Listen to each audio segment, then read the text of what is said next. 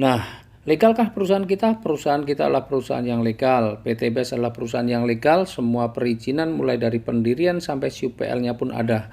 Bahkan Majelis Ulama Indonesia setelah mengkaji sistem usahanya, akhirnya Majelis Ulama Indonesia pun menyatakan bahwa sistem bisnis PT BES ini diperbolehkan. Sistem bisnisnya seperti apa? Nah, PT BES adalah perusahaan penjualan langsung. Ya, sebelumnya saya akan sampaikan lebih dulu alur distribusi produk dan promosi dalam sebuah perdagangan.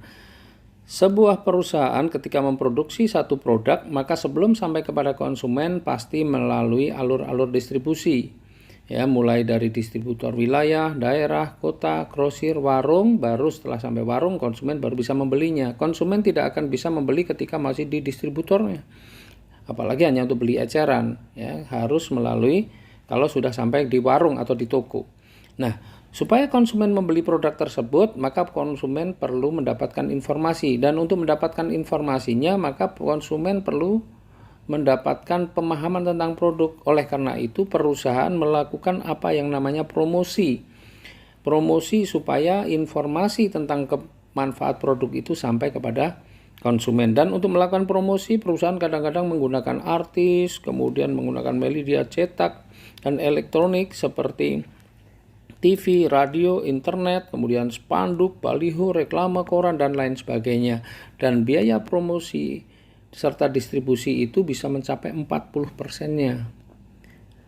Nah, karena PT BES ini adalah perusahaan perdagangan langsung, maka yang melakukan promosi dan distribusi adalah member-membernya atau mitra-mitranya.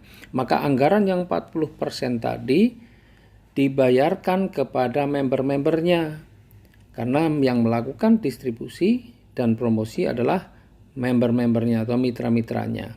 Nah, alokasi 40% ini diwujudkan dalam bentuk apa? Dalam bentuk uang cash, dalam bentuk hadiah-hadiah cash mulai dari motor, umroh, mobil, bahkan juga rumah.